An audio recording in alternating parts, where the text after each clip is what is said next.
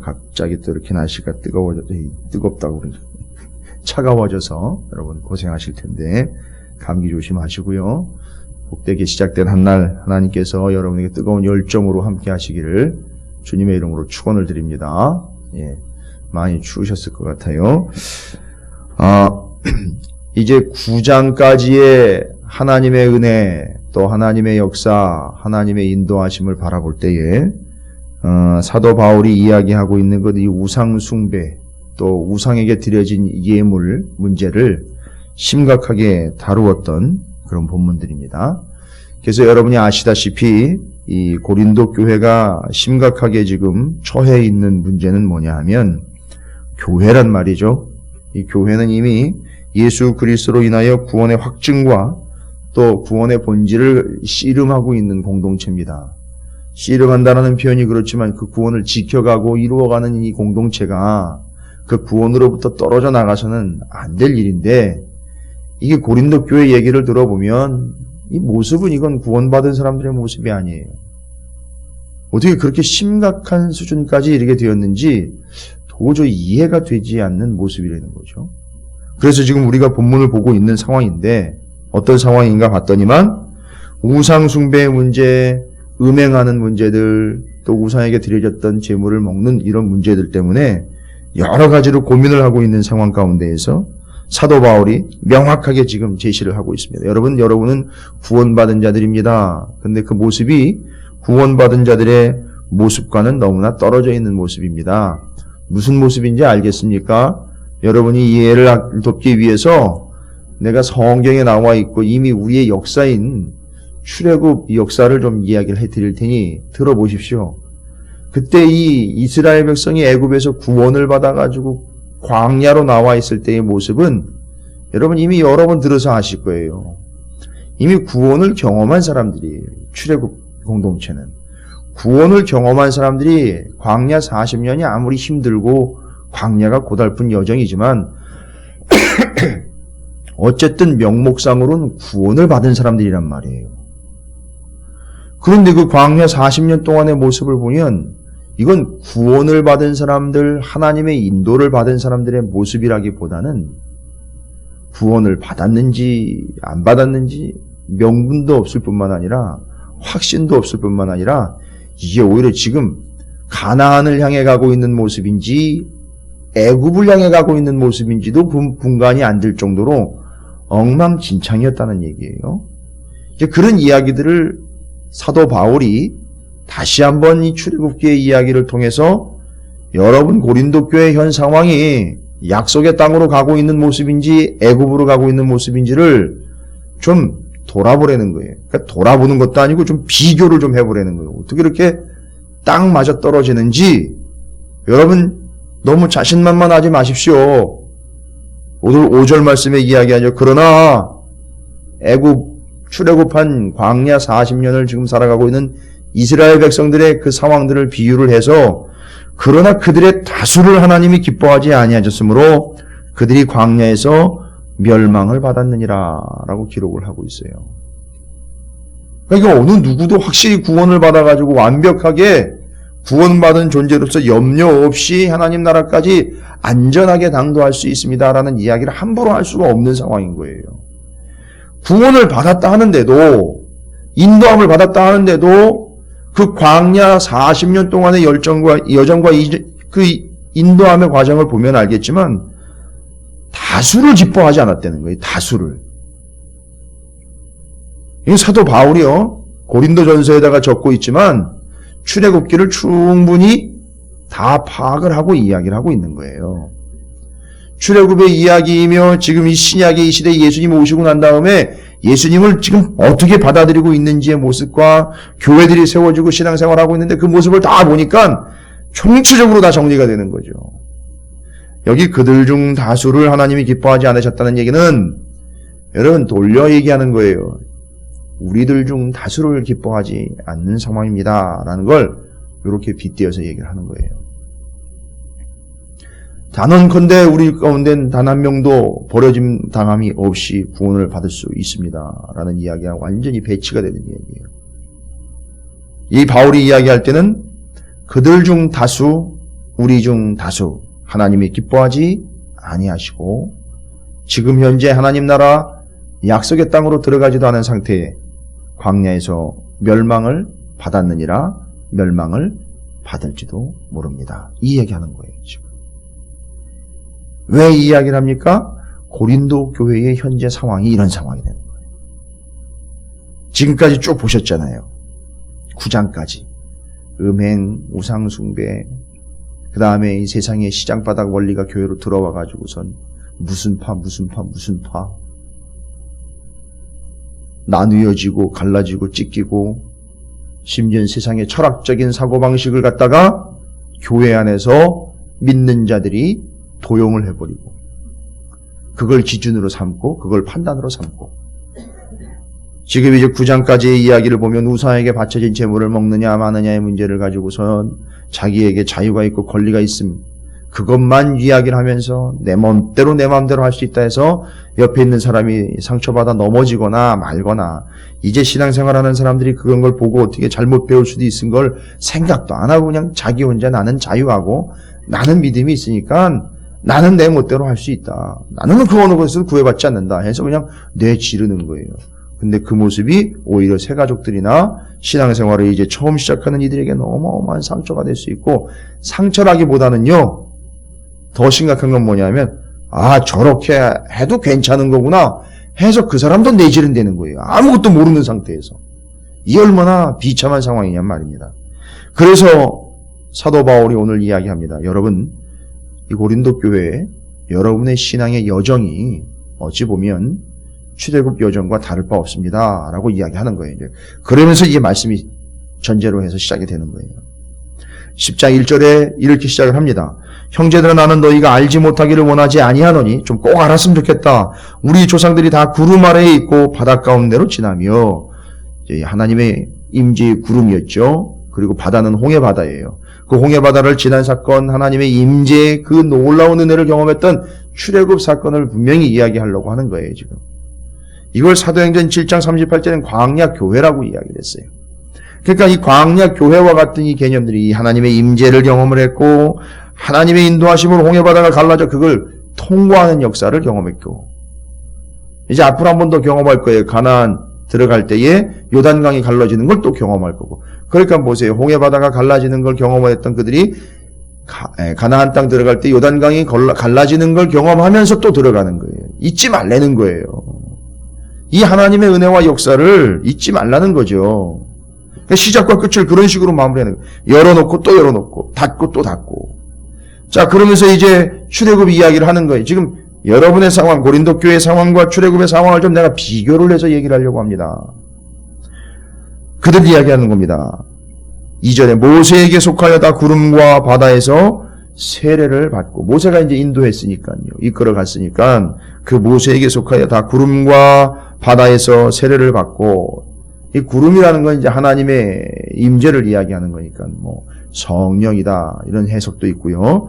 그러다 보니까 하나님의 전적인 임재와 역사 속에서 인도함을 받았고 바다에서 세례를 받았고 홍해바다 건넌 사건을요 세례받은 걸로 이야기를 하고 있어요. 지금 그게 그냥 어려운 일 통과해낸 이야기가 아니에요. 그게 세례를 받은 것과 마찬가지의 개념으로 이해를 하겠어요. 그러니까 구별된 거를 이야기하는 거고 구원받은 걸 이야기하는 거예요. 결론은. 그래서 그 홍해바다를 세례 사건으로 이야기를 하고 다 같은 신령한 음식을 먹으며 여러분 신령한 음식이라고 그래요. 영적 음식이죠. 바로 만나를 이야기하는 겁니다. 다 같은 신령한 음료를 마셨으니 뭐예요? 반석에서 났던 물이에요. 왜 신령한 음료냐 봤더니만 여러분 여기 신령한이라는 수식어가 붙은 거는요. 전제가 있어요. 이건 예수 그리스도를 전제로 할 때에 이 말이 붙여진 거예요. 그러니까 만나, 하늘로부터 내려온 양식, 생명의 양식, 영원한 양식. 요걸 신약에서도 예수 그리스도 우리 생명의 떡, 말씀으로 오신 예수 그리스도를 이것과 비교를 하는 거죠. 그래서 신령한 양식 예수 그리스도예요. 근데 4절도 보면 예수 그리스도를 전제로 하죠. 다 같은 신령한 음료를 마셨으니 반석에서 난 거예요. 반석을 쳐서 반석에서 났는데 이는 그들을 따르는 신령한 반석으로부터 마셨음에 여러분, 반석이 따라다녔다고 그래요. 신령한 반석이 따라다녔다래. 이건 여러분 기가 막힌 해석이에요. 물이 없고 갈증이 나고 고달픈 인생이 아무것도 없는 인생이라고 이야기를 하잖아요. 그래서 불평하고 원망하지요. 근데 이 사람이 물이 없으니까 고통스럽고 아픈 거지, 이 사람에게는 아직 물이 터지지 않은 반석이 계속 따라다니고 있다는 얘기예요. 이 개념을 좀 이해를 하셔야 돼요. 예, 그러다 보니까 아직 물이 터지지 않은 반석인데 이 반석이 계속 따라다니는 거예요. 근데 물은 안 나와요. 중요한 건 뭐냐면 반석이 따라다녔는데 반석이 열리기만 하면 물은 나오게 돼 있어요. 그러니까 내가 지금 핍절되고 완전히 말라 비틀어진 삶이 아니에요. 반석이 열리지 않은 것뿐이지. 반석에서 물이 안 나온 것뿐이지 반석은 계속 따라다니고 있는 거예요. 근데 이 사람은 무겁다, 왜 물이 안 나오느냐, 나는 목말라 죽겠다 하는 거예요. 근데 이 반석이 힘들고 무겁고 지치고 고달픈 게 아니라 봤더니만 여기서 뭐라고 얘기하느냐면 신령한 반석이래요. 그 뒤에 이제 나오는데 이 말씀, 이 반석이라고 이야기한 게 뭐였느냐 하면 그 반석은 곧 그리스도시다라고 이야기를 하고 있어요. 거기서 생수가 터져 나온 거죠. 그리고 그걸 어떻게 이야기를 했습니까? 반석이 있는 데에 이르렀을 때에 물이 터진 게 아니라 반석은 늘 따라다녔고 치기만 하면 나오는 게 반석이었던 거예요. 그게 예수 그리스도로 이야기를 했던 거예요. 그게 신령한 음료, 그 물, 생명수, 생수가 터져 나온 거, 요걸 이야기하는 거예요. 근데 여기 해석상 여기 그들을 따르는 신령한 반석이라 했는데 그들을 따른다라고 이야기했는데요. 원어적으로 원래 이 헬라어 원어로 해석을 좀 해보면 동반자인이라는 뜻이 있어요. 동반자. 원래 더 가까운 뜻은 동반자로서 동반자인이라는 의미가 있어요. 그러니까 여러분이 확실하게 이제 이해가 되실 거예요. 다 같은 신령한 음료를 마셨으니 이는 그들의 동반자인 신령한 반석 되시는 예수 그리스도로부터 나온 것이다. 이게 이제 그렇게 설명이 되는 거죠. 그러니까 예수 그리스도는 늘 함께 하시는 거예요. 근데 우리는 그걸 두드리면 거기서 터져 나오는 걸 마셔야 되는데 반석이 막고 있다, 이런 식으로만 생각을 하는 거죠. 믿음으로 두드리며 믿음으로 쳐서 거기에 생명수가 나오는 걸 마셔야 되는데 그걸 못하고 있다는 얘기예요. 그래서 여러분 반석은 늘 따라다니고 있어요. 그리고 여러분 늘 반석 위에 서 있어요. 교회도 그렇고 성도도 그렇고요. 그런데 그 반석이 막고 있다라고 얘기를 해요. 자꾸. 그 반석이 물구멍을 막고 있다. 아니요. 반석은 언제든지 치면 거기서 나오게 돼 있어요. 그게 예수예요. 이런 식으로 우리는 반석을 부담감, 막고 있는 것, 힘든 것, 무거운 걸로 생각을 하고 있단 말이죠. 예수를 믿고 두드리면 되는 것이요. 믿고 의지하면 되는 것인데, 자, 이런 상황들을 쭉 설명을 하고 있습니다. 이제 광야 이야기지만 여러분이 그런 상황입니다. 이야기를 하는 거죠. 5절에 가보니까 그러나 그들의 다수를 하나님이 기뻐하지 아니하셨으므로, 참 무서운 말이에요. 그들의 다수는 말을 바꾸면 여러분 중 다수는 이라는 얘기예요. 하나님 기뻐하시지 않습니다. 그들이 광야에서 멸망을 받았느니라. 아마 우리 중 다수도 그럴 운명일 겁니다. 이야기하는 거예요. 그러한 일은 우리의 본보기가 되어, 그러네요. 이제 6절 말씀이 이 출애굽 이야기를 하고 있는 목적에 대해서 얘기하는 거네요. 본보기가 되고 있다는 거예요. 그러니까 이걸 봐라 이 얘기예요. 보고 적용하라는 얘기예요. 보고 좀 돌아보라는 얘기예요. 보고 여러분 믿음과 신앙을 점검하라는 거예요. 보고 이제 정확하게 얘기하면 출애굽의 여정 중에 여러분은 지금 어느 포인트에 와 있는지를 직접 포인트를 찍어보라는 얘기예요. 나는 지금 어디쯤에 와 있는가? 출애굽 여정에 비교하면 내 인생은, 내 믿음과 내 신앙은 어디쯤 와 있는가? 아직 반석에도 다다르지 못한 위치에 있는가? 아직 여전히 홍해바다도 건너지 못한 위치에 있는가? 이제 겨우 만나는 받아 먹고 있는 상황인가? 아니면 여전히 만나 매출하기 불평으로 먹을 것이 없다고 불평하고 있는 그 상황에 와 있는가? 기가 막히게 비유를 하고 있어요. 그러면서 이제 비교해보고 점검해 보라는 얘기죠. 그래서 6절에 이러한 일은 우리의 본보기가 되어 우리로 하여금 그들이 악을 즐겨한 것 같이, 왜 그들 중 다수를 하나님이 기뻐하지 않는 이유를 얘기하고 있죠. 왜 하나님이 기뻐하지 않느냐면 그들이 악을 즐겨했기 때문에.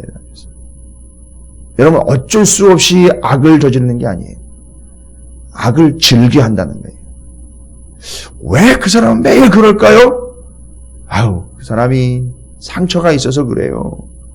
그 사람의 삶이 넉넉하지가 못해서 그래요. 참 안쓰럽고 불쌍한 거죠. 아니요. 인간의 본성으로 들어가 보면 은근히 그걸 즐기고 있어요. 그걸 해야 살아요. 희한해요. 그건 정말 비참한 거예요. 그걸 즐기고 있는 거예요. 그 악을 즐겨한다라는 이야기가 우리의 삶에도 여전한 거예요. 왜 자꾸 그 악이 반복이 되는가 봤더니만요, 어쩔 수 없이 아니에요. 내심 인간의 패역한 본성이 그걸 즐기고 있는 거예요. 그건 어쩔 수 없는 겁니다. 정확한 거예요. 그래서 그 악을 즐겨한 것 같이 여러분은 즐겨하는 자가 되지 않게 하려 함입니다. 그거 이야기 보고, 출애굽 이야기 보고 여러분은 그런 거 그렇게 따라가는 존재 되지 말라고 그렇게 이야기하고 있어요. 7절에 그들 가운데 어떤 사람들과 같이, 또 뭐 누군가 있겠지요. 어떤 사람들 계속 나와요. 7, 8, 9, 10 계속 나옵니다. 어떤 사람. 왜 어떤 사람이랄까요? 그 어떤 사람이 바로 당신이요 라고 이야기하는 거예요.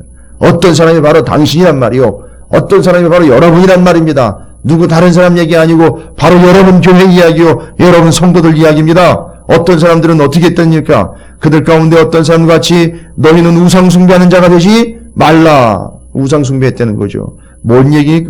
기록된 바 백성이 앉아서 먹고 마시며 일어나 뛰논다 함과 같으니라. 출애굽기 32장이에요. 그 우상 숭배할 때 우상 송아지 만들어 놓고 거기에서 그냥 들뛰면서 난리를 피는 것을 위에서 내려오면서 봤던 그 모습. 그대로 여러분도 여러분 가운데 어떤 사람에게 얘기하지만 바로 여러분 자신이 우상 숭배하는 자가 되어 막 들뛰며 뛰노는 그런 모습. 여러분 뛰논다라는 모습을 지난번에 해석을 해드렸어요. 성적인 관계를 맺고 있는 음행한 우상 숭배의 전형적인 모습을 말씀드렸어요. 그런 모습이 보여지고 있고, 또 8절에는요. 그들 중 어떤 사람들이 음행하다가 하루에 23,000명이 죽었는, 이건 민수기 25장에 나온 얘기인데 모압 땅에 들어가는 발락 이야기가 나올 거예요. 모압 왕 발락 이야기가 이스라엘 백성들을 저주하려고 발람을 불렀습니다. 결국 저주를 못하고요. 이스라엘을 놓아준 결과 끝까지 포기하지 않고 이 모압 땅에 있는 여인들을 이스라엘 남정네들과 붙여버렸어요. 유혹을 해가지고 성적으로 타락을 해서 미혹을 시켜버렸습니다. 이 사건으로 인하여 하나님이 이스라엘 백성을 치셔서 어마어마하게 많은 인원들이 죽음을 당하게 됐어요. 나중에 알고 봤더니 이 사건이요, 발람과 발락이 끈끈하게 계속 연결이 되면서 끝까지 포기하지 않고 있다가 결국 넘어뜨린 사건이 바알부올의 사건이다 해서 이 민수기에 나와 있는 사건이에요. 그것처럼 넘어가 버렸다는 거죠. 그래서 음행의 연고로 인하여 죽은 자들과 같이 음행하지 말라. 근데 이 우상숭배나 음행은요, 같이 연결이 되게 돼 있어요. 우상숭배하는 방법이 음행이기 때문에. 그 모습 본질이 또 음행한 거기 때문에 연결이 됩니다. 또 9절에는 그들 가운데 어떤 사람들이 주를 시험하다가 뱀에게 멸망하였느냐. 이거 지금 놋뱀 사건이네. 민수기 21장에 불평하다가 다 불뱀에 물려 죽게 됐을 때에 놋뱀을 매달고 그걸 쳐다보는 사람은 산다라고 얘기, 또 순종을 이야기했죠. 바로 그 이야기를 하는 거네요. 그런데 여기에 재미있는 게 주를 시험했다라고 그래요. 여러분, 이스라엘이 하나님 앞에 왜 이 불평을 했느냐 하면, 에돔 땅을 지나서 가운데를 지나서 가나안으로 들어가면 쉬운데 글로 들어가지 못하고 이제 못 들어가게 된 거예요. 돌게 돼 있으니까 이 사람들이 이제 이스라엘 백성들이 난리가 난 거예요. 이거 다 죽게 생겼다 이제. 통과도 못하고 어디 가까운 길로도 가지도 못하고 다 여기서 이제 죽게 하려고 끌어냈다, 끌고 나왔다, 뭐 이런 식으로 또 불평하는 거예요. 뭐 여러 가지 불평들이 있었지만 지금 그런 불평들을 여기다가 지금 9절에서 이야기하는데 그 불평과 원망하는 거를 여러분이 9절에서 바울이 뭐라고 해석을 하느냐 하면 어떤 사람들이 주를 시험했다라고 그래요. 여러분, 여러분이 불평하고 여러분이 원망하는 거는 뭐가 되느냐 하면요, 그냥 불평하고 원망의 의견을 내놓는 게 아니에요. 믿는 자가, 성도가, 교회가 불평하고 원망하는 것은 하나님을 감히 인간이 시험하는 거라는 거예요. 여러분 정확하게 아셔야 돼요. 인간으로서 하나님을 시험하는 거예요. 불평하는 거예요. 원망하는 거죠. 그럼 또 그거에 대해서 뭐라고 이해합니까? 뱀에게 멸망하였나. 이 뱀이 누구예요? 에덴 동산에 나왔던 그 사단의 원조예요. 원래 사단이 목적한 바대로 넘어간 거예요. 그래서 하나님을 시험하려고 덤빈 자들이요, 뱀에게 물려 죽음을 당하게 되는 사건, 영적으로 완전히 멸망을 당하게 되는 사건. 여러분, 이게 위험한 겁니다. 아주 위험한 거예요.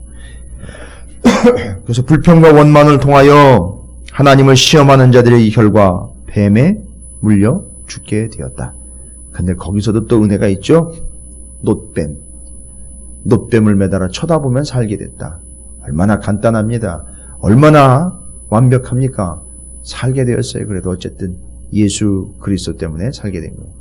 첫 뱀의 유혹으로 하와, 아담, 범죄하게 된 첫 인류가 예수 그리스도라는 놋뱀에 의해서 예수 그리스도처럼 또 이 놋뱀이 높이 올려짐을 당하여 그 바라보는 자들과 순종하는 자들과 믿게 되는 자들은 구원을 얻게 된다는 사실.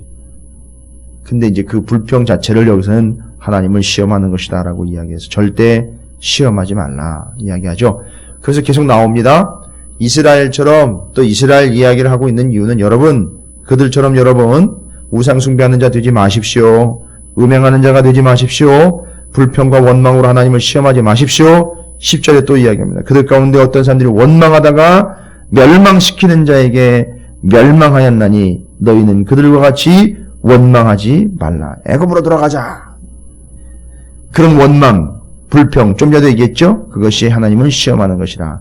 자, 이제 11절이 또 얘기합니다. 그들에게 일어난 이런 일은 여러분 교회와 고린도 교회와 오늘날 우리 모두에게도 뭐가 되는 거죠?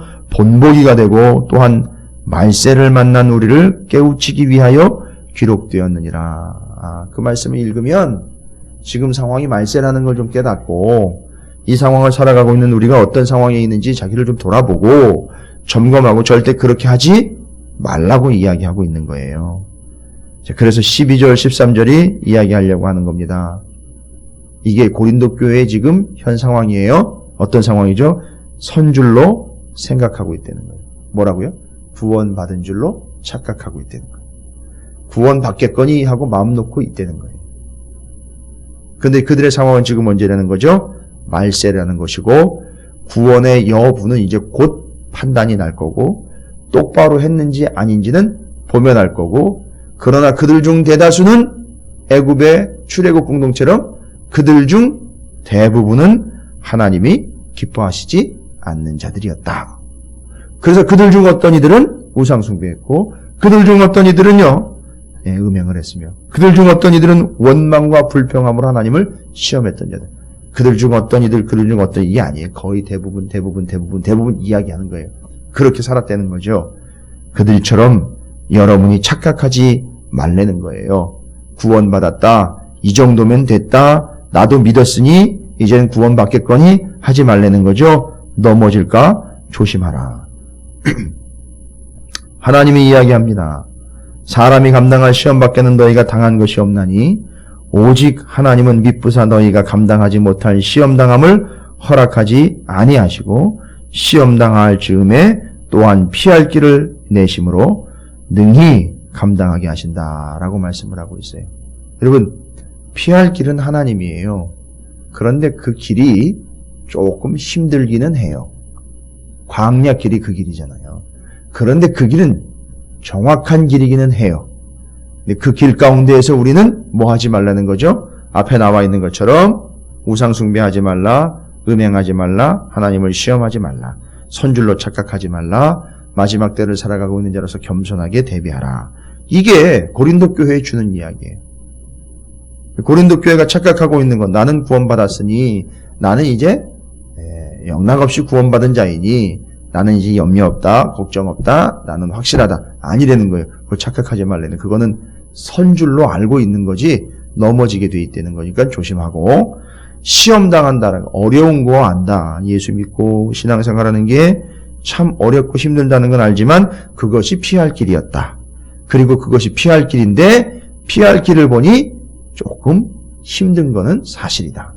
그러나 그게 정답이다 이거예요. 그래서 성경의 전체적인 흐름을 살펴보면 오늘 출애굽기 살펴본 것처럼 피할 길은 스스로 선택해서 확보한 안전이나 평화가 아니고 하나님께서 명령하신 길이었다라는 거고, 그런데 그 길이 감당해야 할 길이기 때문에 다소 힘들 수 있다.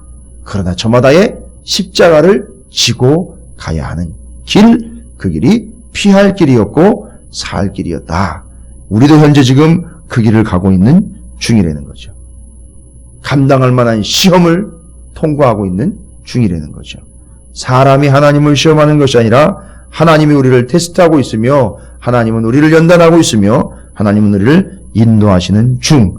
그러니 고린도 교회 성도 여러분, 절대 여러분이 오만하거나 교만하여 하나님을 원망하거나 세상에 넘어가지 말고 우상 숭배에 젖지 말고 시험에 쩌들지 말고 불평하지 말고 하나님이 여러분을 위하여 내신 그 길, 피할 길에서 예수 그리스도의 십자가를 지고 그 길을 따라 온전한 백성, 구원받는 자들이 되기를 바랍니다. 우상 숭배의 문제, 음행의 문제, 원망의 문제, 불평의 문제, 거짓 선지자들의 문제 넘어가지 말고 피할 길은 하나님이 명령하신 길이니 그 말씀과 명령을 따라 온전히 가시길 바랍니다. 라고 이야기하고 있는 거예요.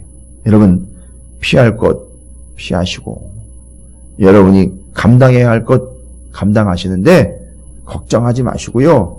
고민하지 마시고 피할 길은 하나님이 말씀하신 길이에요. 명령하신 그 길을 따라가시면 돼요. 그런데 그 길은 그냥 대충 지나가는 길이 아니라 감당할 길이라고 이야기해서 감당하셔야 돼요. 십자가를 지고 감당을 하셔야 됩니다. 고린도 교회가 착각 가운데에 자기 멋대로 신앙생활을 했던 모습들을 지적을 하고 있어요. 그것들 다 내려놓고 오직 하나님의 말씀과 명령만을 따라서 피할 것을 피해 질 것을 지고 감당할 것을 감당하는 온전한 믿음의 삶이 되더라고 바울이 오늘 13절까지의 말씀을 통해서 이야기를 하고 있습니다. 여러분, 오늘 한날의 삶이 여러분에게 피할 길을 주신 하나님을 따라가는 감당해내는 삶이 되셔서 절대 우상 숭배나 음행이나 멸망의 길에서는 하나님의 불평하는 시험, 또 하나님을 원망하는 하나님을 시험하는 행위들 말세라는 사실을 깨닫고 우리가 선줄로 착각하지 아니하는 겸손한 삶을 살아가시기를 주님의 이름으로 축원을 드립니다.